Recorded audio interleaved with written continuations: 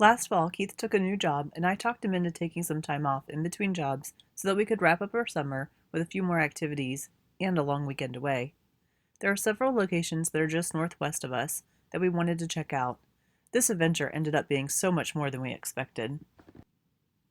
We headed north to Ogden to eat a late lunch at a local favorite, Pig in a Jelly Jar, which is located in the historic district. I love the feel of this area, and it was the perfect day to stretch our legs outside before heading off on our road trip. We stopped in Corinne to fill up on gas. We would be driving the rest of the day, and there would not be any access to services. We knew that we would be running low by the time we reached Wendover later in the evening.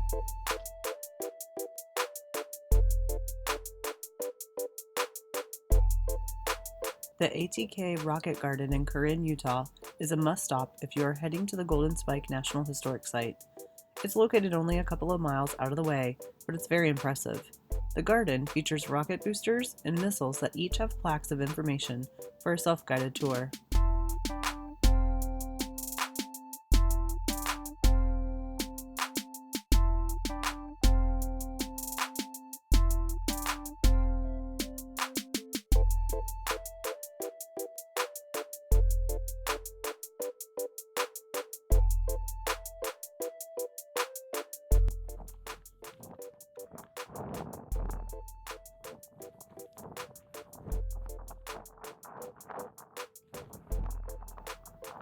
The Golden Spike National Historic Site was next on the agenda. On May 10, 1869, the Union and Central Pacific Railroads joined their rails at Promontory Summit, Utah, with the last spike being driven into the railway. This visitor center offers a great small museum of artifacts that really have you imagining what it was like on that day.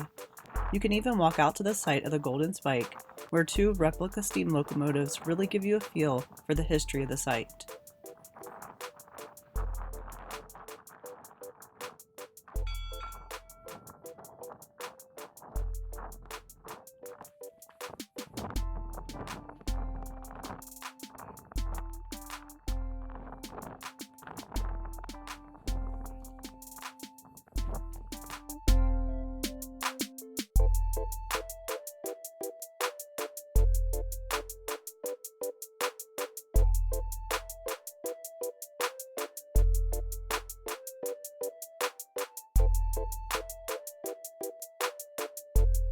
The Spiral Jetty would be our next stop.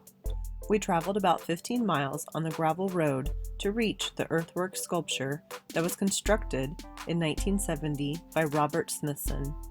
It's located on the northeastern shore of the Great Salt Lake and is made from mud, salt crystals, and basalt rock. It is sometimes visible and other times submerged, depending on the water level of the lake.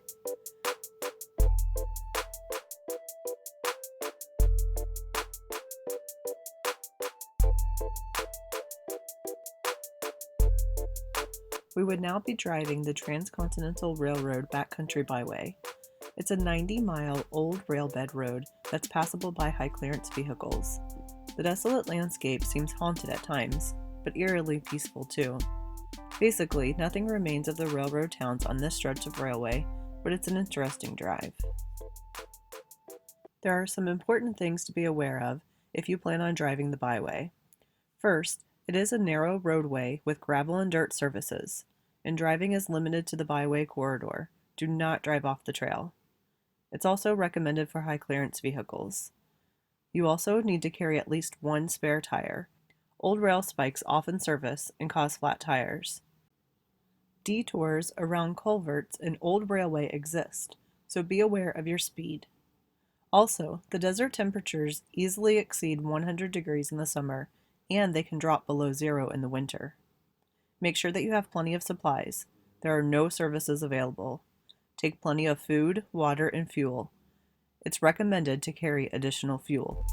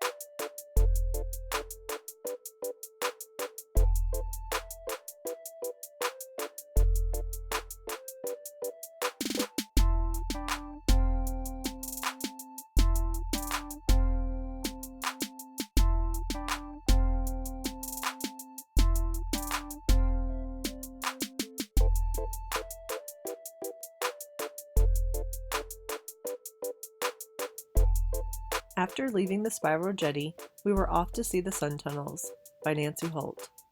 These are 4 concrete tubes laid in an open X configuration.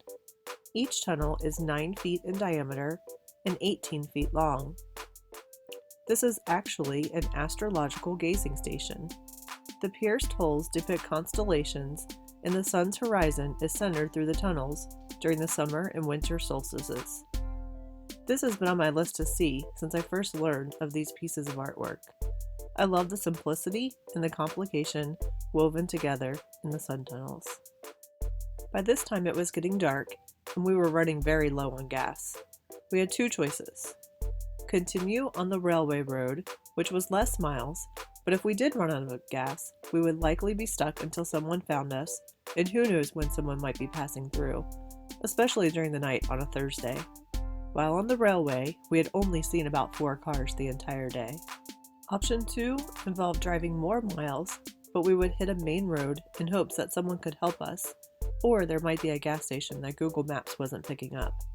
I made the final decision for option 2. I did not like the idea of being stuck out so far and not knowing when someone might be able to help us. We made it to the main road and had hopes of finding a gas station, but the only one we found looked like it hadn't been functional in quite some time. We continued on the main road, and once we got to the interstate, Keith was quite concerned about making it to Wendover.